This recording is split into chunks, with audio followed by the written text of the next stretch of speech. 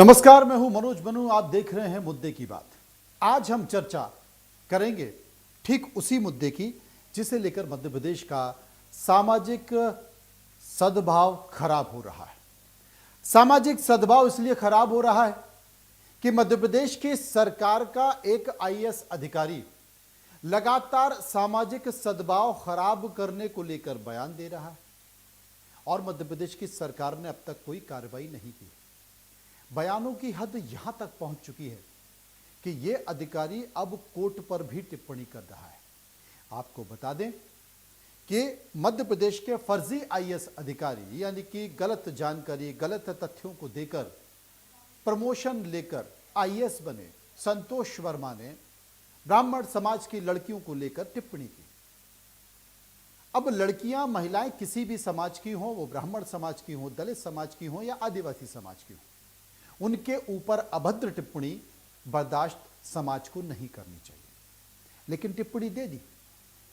कई संगठन के लोगों ने, जिसमें अलग अलग समाज के लोग हैं, दलित संगठन और दलित समाज के नेताओं ने, जनप्रतिनिधियों ने इस बात की गंभीर आलोचना की। सरकार में बैठे मंत्रियों ने कहा कि इस टिप्पणी को स्वीकार नहीं किया जा सकता, यह टिप्पणी बहुत अभद्र है। लेकिन दुख की बात है कि मध्य प्रदेश की सरकार में यह बैठा अधिकारी अपने समाज के मंचों से लगातार वो समाज पर टिप्पणी कर रहा है। वो अफजल जैसे लोगों की भाषा बोल रहा है। वो कोर्ट को आईना दिखा रहा है, अदालतों को आईना दिखा रहा है, जबकि अदालतों को गुमराह करते हुए फर्जी दस्तावेजों के आधार पर वो अधिकारी बन गया। और मध्य प्रदेश की सरकार ने अब तक इतने दिन होने के बावजूद भी कोई कार्रवाई नहीं की। मुलाकात की केंद्र के डॉक्टर जितेंद्र प्रसाद, जो कि कार्मिक मंत्री हैं, उनसे मुलाकात की। ब्राह्मण समाज के नेताओं ने, जनप्रतिनिधियों ने उन्हें ज्ञापन दिया। मुख्यमंत्री से मुलाकात की, ज्ञापन दिया, लेकिन तत्काल जो कार्रवाई होनी चाहिए वो कार्रवाई नहीं हुई और ये कह सकते हैं कि देरी हो गई। अब 65 ब्राह्मणों के 65 संगठनों ने मिलकर यह तय किया है कि वो 14 तारीख को मुख्यमंत्री के आवास का घेराव करने जा रहे हैं।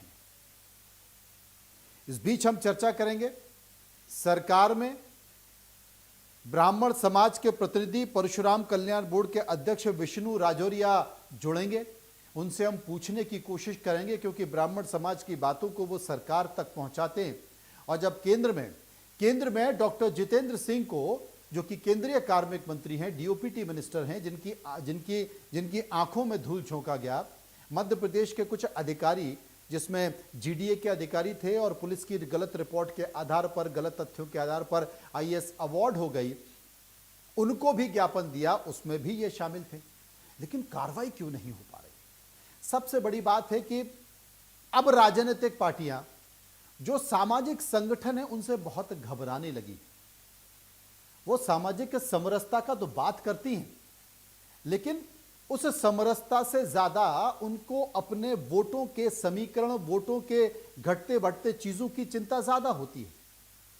अगर यही बात दलित समाज की होती, यही बात आदिवासी समाज की होती है, यही बात क्षत्रिय समाज की होती, तो अब तक बवाल हो गया होता, फैसला हो गया होता। चूंकि यह समाज एक शांत ब्राह्मण समाज की है, यह बात शांत ब्राह्मण समाज की है, इसलिए सरकार भी कहती है कि जनाब निपट लेंगे, कोई बात नहीं है, देख लेंगे। इसलिए इतने दिनों बाद भी कोई टिप्पणी नहीं हुई है, कोई कार्रवाई नहीं हुई है, और जो कि तत्काल कार्रवाई होनी चाहिए। अब हो क्या रहा है?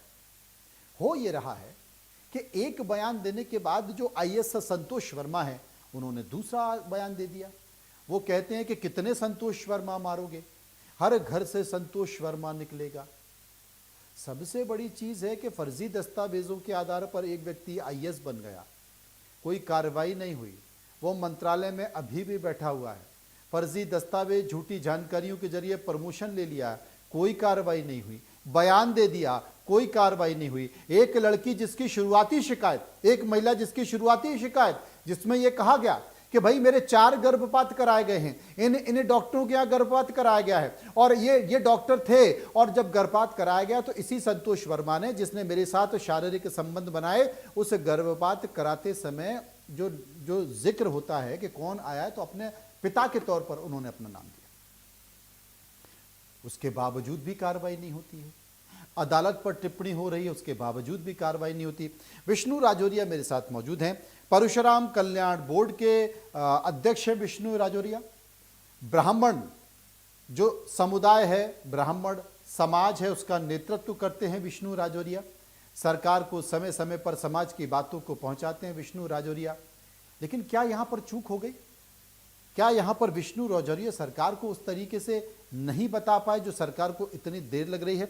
राजौरिया जी, आपका इंडिया न्यूज पे बहुत स्वागत है।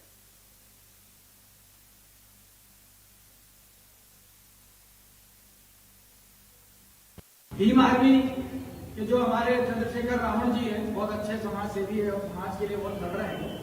उन्होंने कहा कि बोले कितने संतोष वर्मा को तुम मारोगे, कितने संतोष वर्मा को तुम जलाओगे, कितने संतोष वर्मा को तुम निकल जाओगे।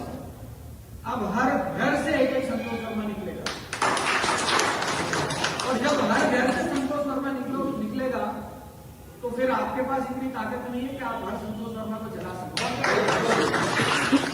वीडियो वायरल हो रहा है जिसमें ये कहा जा रहा है कि कितने संतोष वर्मा को मारोगे, कितने संतोष वर्मा का पुतला दहन करोगे, हर घर से संतोष वर्मा का जन्म होगा। तो ये मानकर चलिए हर घर से जब संतोष वर्मा का जन्म होगा तो हर घर से चंडी का भी प्रादुर्भाव होगा और वो विनाश का कारण बनेगा। ऐसे विध्वंसकारी, ऐसे वक्तव्य देने वाले व्यक्तियों को रौंद दिया जाएगा। उसे किसी तरीके से जीने का कोई अधिकार नहीं। उनका प्रतिकार करने के लिए इतनी चंडियां आप उत्पन्न होंगी जिसका सामना करने की हिम्मत किसी भी दानव में नहीं होगी। संतोष अगर घर में पैदा हुआ तो उस संतोष वर्मा का धड़ और सर अलग कर देंगे। वो चार उद्देश्य अलग हैं, लेकिन वो इसके साथ ही शामिल होंगे। लेकिन अभी फिलहाल जो वर्तमान परिप्रेक्ष्य में उद्देश्य है कि वर्मा के खिलाफ सर्वप्रथम आपराधिक कार्रवाई हो, उसे जेल भेजा जाए और उस आईएएस को तुरंत बर्खास्त कर उसके आईएएस के जो अवार्ड है वो वापस किया जाए। ये उद्देश्य सर्वप्रथम है। बाकी उद्देश्य जो है वो आंदोलन में शामिल है और उनके लिए आंदोलन बढ़ता जा रहा है, लगातार बढ़ता। परशुराम कल्याण बोर्ड के अध्यक्ष विष्णु राजौरिया हमारे साथ जुड़ गए हैं। विष्णु राजौरिया जी, आपका इंडिया न्यूज पर स्वागत है। मैं आपसे एक बात पूछना चाहता हूं कि आईएएस संतोष वर्मा जो हैं, उनकी टिप्पणी को आप कैसे देखते हैं? देखिए, एक वरिष्ठ आईएएस होने के बावजूद उन्होंने इतनी मूर्खतापूर्ण टिप्पणी की है कि आप कैसे भी किसी भी व्यक्ति को, किसी समाज को ये कैसे कह सकते हैं कि आपकी बेटी मेरे बेटे के साथ ब्याह दीजिए या मेरा बेटा उससे संबंध बना ले। ये कैसे कह सकते हैं आप? कोई भी समाज का व्यक्ति किसी भी दूसरे समाज के व्यक्ति से या किसी भी दूसरे व्यक्ति से इस प्रकार का दबाव नहीं डाल सकता, आग्रह नहीं कर सकता, खुलेआम इसकी घोषणा नहीं कर सकता जी। क्योंकि विवाह का जो बंधन होता है बहुत पवित्र बंधन होता है और प्रत्येक समाज उसको बड़े मनोयोग से करता है, विधि विधान से करता है। लेकिन इस तरह का वक्तव्य देना बहुत ही मूर्खतापूर्ण और घृणित है और पूरे समाज में इसकी निंदा हो रही है। यहाँ तक कि अजाक्स के एक और धड़े जो कि वास्तविक धड़ा है, मौर्य जी हैं, विवेक धांड जी हैं, जिनको मान्यता प्राप्त है, उनने भी इसकी निंदा की। और मेरे अनेक मित्र हैं जो दलित समाज से आते हैं और मैं उनके साथ उठता बैठता हूँ, वो भी इसकी निंदा कर रहे हैं।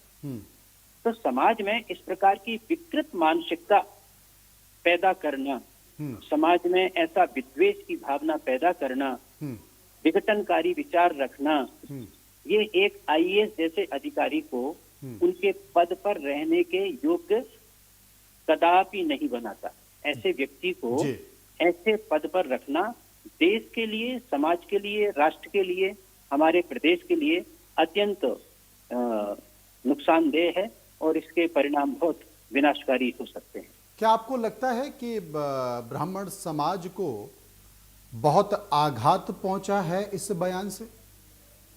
निश्चित रूप से, क्योंकि उन्होंने ब्राह्मण समाज को ही मूल रूप से कोड किया था, क्योंकि उनके टारगेट पर ब्राह्मण समाज है। अब आप ये कह रहे हैं बारे में जो पुराना इतिहास याद हुआ है, तो वो भी इतना दुर्भावनापूर्ण है कि उन्होंने 3 बार शादियां की, जिनमें एक ब्राह्मण थी, एक अग्रवाल है और एक अन्य कोई अपनी नौकरानी थी उनकी, जो उनकी सेवा करती थी, उससे भी विवाह किया। तो ऐसे लोगों की मानसिकता तो समझी जा सकती है। एक चीज मैं विष्णु जी समझना चाहता हूं, आप कह रहे हैं कि ब्राह्मण समाज को आघात पहुंचा। आपने कहा कि ब्राह्मण समाज के साथ साथ जो अजाक्स है, जो असली संगठन है अजाक्स, उसने खुद इस बात की निंदा की है। आप कहते हैं कि तमाम जो दलित वर्ग के जनप्रतिनिधि हैं, मैं तो राष्ट्रीय संयोजक लाल सिंह आर्य की बात करूंगा, जो पूरे भारतीय जनता पार्टी के का प्रतिनिधित्व करते हैं अनुसूचित जाति का, उन्होंने इस बात की निंदा कर दी। जो आदिवासी संगठन के संयोजक है प्रदेश के, उन्होंने इस बात की निंदा कर दी। और विष्णु राजौरिया, विष्णु राजौरिया जी, मुझे ऐसा लगता है कि आपकी बीजेपी की सरकार अभी मध्य प्रदेश में है, तो सबको आघात पहुंचा है, लेकिन मध्य प्रदेश की बीजेपी सरकार को आघात नहीं पहुंचा है। वो अभी तक फर्जी आईएएस संतोष वर्मा के आगे नतमस्तक क्यों है? देखिए, ऐसा है कि ये विचार थोड़ा सा टेक्निकल है। कैसे? हम लोग मुख्यमंत्री जी से भी मिले हैं जी। वरिष्ठ भारतीय जनता पार्टी के वरिष्ठ नेताओं ने मुख्यमंत्री जी से भेंट की है इस विषय पर जी। और जो धोखाधड़ी कूट रचित दस्तावेजों के माध्यम से इनने आईएएस बने हैं, भारतीय प्रशासनिक सेवा में इनकी पदोन्नति हुई है, हाँ। और उनकी जड़ों को खंगाला जा रहा है। अच्छा। तो जो कानूनी तौर पर और जो इन्होंने कूट रचनाएं की हैं, उसके आधार पर कार्रवाई अभी जारी है। और उसमें जैसे ही चीजें निकल कर आएंगी, उसमें बहुत सारी चीजें निकल आ चुकी हैं और इनके ऊपर कार्रवाई निश्चित रूप से होगी। राजौरिया जी, सरकार जो है इस प्रकार के लोगों को प्रश्रय नहीं देती है। मुख्यमंत्री जी ने हमको आश्वासन दिया है कि बिल्कुल कार्रवाई होगी। राजौरिया जी, आप ही ने बताया कि आईएएस संतोष वर्मा ने 3 शादियां की हैं। भारतीय सरकारी नौकरी में रहते हुए कोई भी हिंदू एक नौकरी से ज्यादा शादी नहीं कर सकता। तो आईएएस संतोष वर्मा आप बता रहे कि 3 शादियां कर चुका है, उसके बावजूद भी आईएएस अधिकारी है। सिविल सर्विस रूल जो है वो कहता है कि अगर एक बार भी कोई व्यक्ति जेल चला गया, एक दिन भी जेल चला गया, तो इसके बाद वो फिर सस्पेंड हो जाएगा, वापस नहीं आएगा। ये तो 6 महीने जेल रह चुके हैं। जब अपनी जमानत के लिए आवेदन दिया आईएएस संतोष वर्मा ने, तो आईएएस संतोष वर्मा की जमानत खारिज करते हुए जज ने टिप्पणी की है कि ये फर्जी है, कूट रचित दस्तावेज षड्यंत्र पूर्वक तैयार किए गए हैं, लिहाजा इनकी जमानत खारिज की जाती है। मेरी ये समझ में नहीं आ रहा है कि एक व्यक्ति जो कूट रचित दस्तावेज बनाता है, एक व्यक्ति जो एक महिला का शारीरिक शोषण करता है, 4 बार उसके गर्भपात कराता है, बाकायदा उस महिला ने डॉक्टरों का नाम का जिक्र किया है और बताया है कि इन डॉक्टरों के यहां मेरा गर्भपात कराया है, और वो अभी की शिकायत नहीं है, 4-5 साल पुरानी शिकायत है। एक व्यक्ति 6 महीने सस्पेंड हो जाता है, बावजूद वो आईएएस बन जाता है, आईएएस बन के वो सस्पेंड होने के बाद फिर वापस आ जाता है, मंत्रालय में महत्वपूर्ण पद पर नियुक्त हो जाता है, और उसके बाद कोई जानकारी केंद्र को नहीं भेजी जाती है। अरे सस्पेंड होने के बाद, कदाचार होने के बाद, 3 शादियां करने के बाद, 4 बार गर्भपात कराने के बाद, शारीरिक शोषण होने के बाद एक भी बार भारत सरकार को शिकायत नहीं भेजी गई, और ऐसे व्यक्ति को महत्वपूर्ण पद दे दिया गया, डिप्टी सेक्रेटरी एग्रीकल्चर। ये क्या सरकार है? और इतना समाज उद्वेलित है। 14 तारीख को प्रधानमंत्री का माफ कीजिए मुख्यमंत्री का आवास घेरा जाने वाला है, और सरकार अब तक कोई कार्रवाई नहीं कर पा रही है। क्या सरकार ब्राह्मण समाज की भावनाओं की चिंता नहीं करती है? दूसरी एक चीज और मैं पूछना चाहता हूं विष्णु राजौरिया जी, राजनीति तो मजबूरी का नाम भी कहा जाता है। हाँ। आपने बातों का जिक्र किया। मैंने बिहार की विधानसभा में देखा कि तमाम ब्राह्मण जनप्रतिनिधि उद्वेलित थे, उद्वेलित होकर उन्होंने इस पीड़ा का जिक्र किया। उत्तर प्रदेश के केंद्रीय मंत्री, उत्तर प्रदेश के पूर्व मंत्री, लेकिन मध्य प्रदेश की विधानसभा भी खत्म हुई है। मध्य प्रदेश की विधानसभा में एक ब्राह्मण नेता ने खड़े होकर इस समाज की पीड़ा का जिक्र नहीं किया, और दस्तावेजों के आधार पर फर्जी आईएएस अधिकारी संतोष वर्मा के खिलाफ कार्रवाई की बात नहीं की। ये क्या है? देखिए, मैं इस पर तो कोई टिप्पणी नहीं कर सकता कि विधानसभा के अंदर हमारे जनप्रतिनिधियों ने इस विषय को क्यों नहीं उठाया, जबकि हमको अपेक्षा थी कि वो इस विषय को उठाएंगे, लेकिन उन्होंने नहीं उठाया। और उसमें क्या उनको गाइडलाइन थी, इसके बारे में मैं कोई बात नहीं कर सकता, मुझे अधिकार भी नहीं है, लेकिन उनको इस बात को उठाना था। अगर वो इस बात को उठाते तो अभी तक कार्यवाही हो चुकी होती।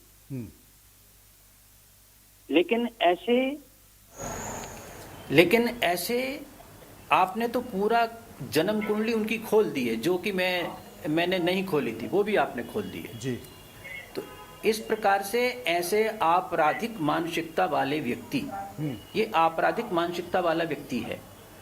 और मुझे पता है कि जब इनका पोस्टिंग हरदा में था और नायब तहसीलदार के पद पर थे, तो वहां पर इनको महाभ्रष्टाचारी कहा जाता था, आचरण में भी और अपने ऑफिशियल कार्य में भी ये निरंतर भ्रष्टाचार इनके पीछे लगा रहा और 6 महीने की जेल काट कर आ गए। जजों के कूटरचित दस्तावेज बना लिए, पता पड़ा के बाद में जजों पर भी कार्यवाही हो गई जी। तो ऐसे व्यक्तियों को निरंतर सेवा में रखना समाज के लिए, हमारे प्रदेश के लिए बहुत घातक। अतः इनकी जितनी भी कार्यवाही हैं, जो कि जीएडी से एक पत्र जाता है, तभी दिल्ली में जीएडी से जो पत्र जाएगा उसके आधार पर आगे डीओपीटी कार्रवाई करती है। लेकिन इनके पत्र में जो कुछ पत्रों को, कुछ जानकारियों को छिपाया गया जी, जीएडी ने छुपाया और इनको धो धाकर वहां पर पहुंचा दिया गया। अच्छा। हाँ, छुपाया गया है उसको।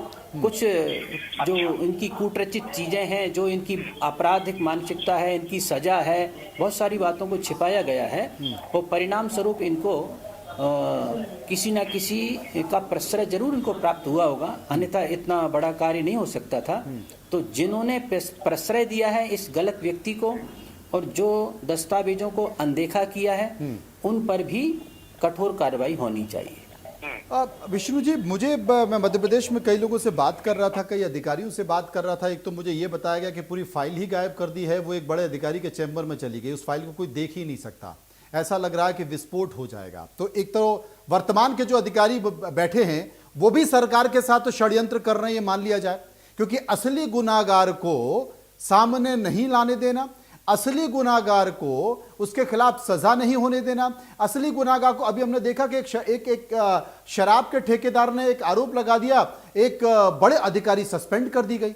लेकिन यहां तो लगातार कोर्ट के खिलाफ, समाज के खिलाफ अफजल जैसी भाषा का इस्तेमाल किया जा रहा है और सरकार चुप बैठी है।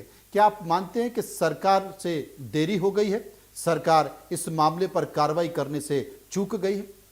इस मामले पर कार्रवाई नहीं, खैर मैं ऐसा तो नहीं मानता हूं कि सरकार चूक गई है। सरकार अपना कार्य जरूर करेगी, हमको पूर्ण विश्वास है।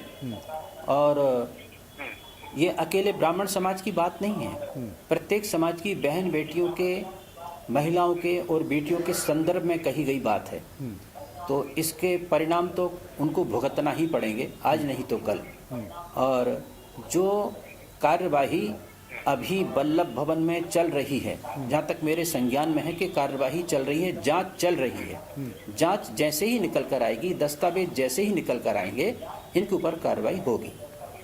मेरी जानकारी में है कि डीओपीटी के पत्र का इंतजार किया जा रहा है। डीओपीटी का पत्र वल्लभ भवन पहुंचेगा, उसके बाद पूरी फाइल बनाकर भेज दी जाएगी और उसके बाद संतोष, जो फर्जी दस्तावेज के आधार पर आईएएस बन गया है, संतोष वर्मा, उसे अवकाश पर भेज दिया जाएगा। यह जानकारी मुझे पता है और यह जानकारी कई दिनों से चल रही है, यह कई दिनों से जानकारी आ रही है। मैं स्वयं दिल्ली गया था लोकसभा में,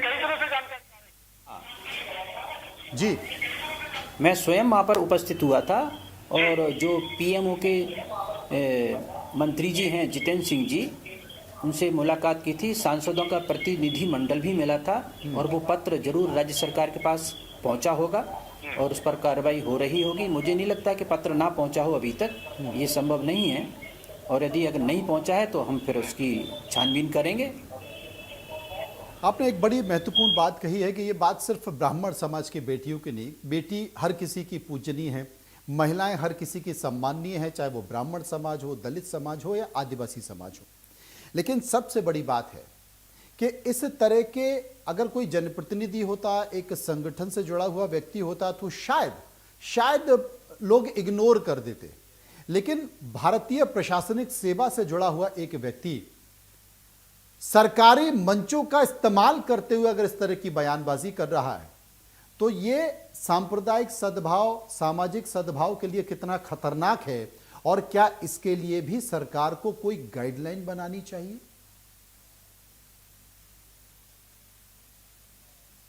विष्णु जी,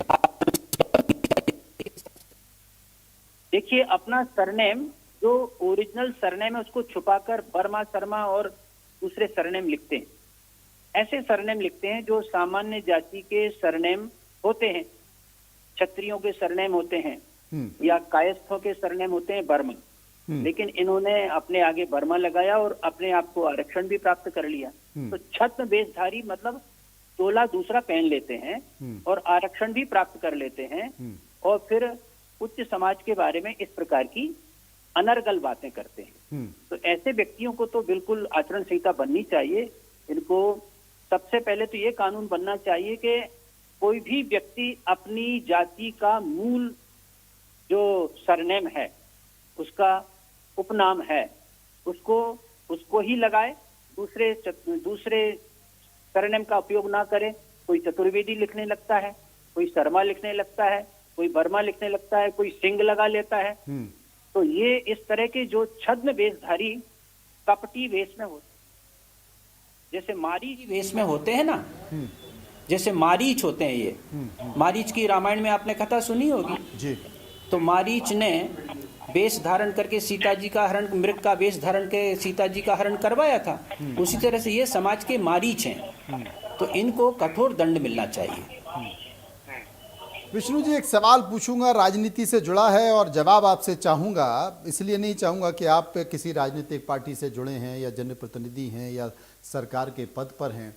क्या मान लिया जाए कि भारतीय राजनीति में जो सवर्ण समाज है, चाहे वो ब्राह्मण हो या क्षत्रिय हो, अब उनकी बातों को उतनी गंभीरता से नहीं लिया जाता, या उनकी मारक क्षमता अब उतनी नहीं रह गई?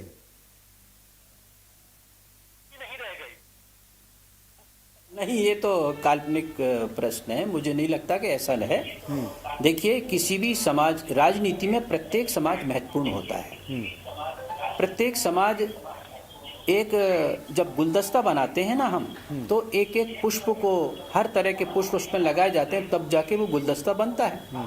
तो किसी भी समाज, चाहे वो कितना भी छोटा समाज क्यों ना हो, कई हमारे समाज ऐसे हैं जो 1% की आबादी है जिनकी, लेकिन हमारे माननीय प्रधानमंत्री जी उनको भी उतना ही महत्व देते हैं जितने बड़े समाजों को होता है। तो ये तो खैर काल्पनिक है। राजनीति में ये संभव नहीं है कि किसी भी समाज की उपेक्षा की जाए। और हालांकि जातिगत जनगणना और ये सब चीज़ें हो रही हैं, जातिगत बातें होती हैं, उस आधार पे टिकटों का वितरण भी होता है, राजनीति होती है, लेकिन किसी भी समाज की उपेक्षा करना लोकतंत्र में अमान्य है। चलिए, उम्मीद करते हैं राजौरिया जी, देर से ही सही सरकार को इस मसले पर कार्रवाई करनी ही होगी, क्योंकि बहुत सारी जगह इस मामले में कोर्ट में भी लगा दिया गया है और तमाम दस्तावेज, फर्जी जो चीज़ें हैं वो सामने हैं ही। लेकिन इतनी देर तक सरकार के द्वारा, सरकार में बैठे लोगों के द्वारा जो प्रश्रय दिया जा रहा है, जो संरक्षण दिया जा रहा है, वो भी कहीं ना कहीं चिंतनीय है। ये इसलिए नहीं है कि सिर्फ संतोष वर्मा ने एक बयान दे दिया है, ये इसलिए है कि शारीरिक शोषण की शिकायत, 4 बार गर्भपात की शिकायत, फर्जी पत्रों के आधार पर आईएएस अवार्ड करवाना, जजों के साथ मिलकर कूट रचित रणनीति बनाना, 2 जज सस्पेंड हो चुके हैं।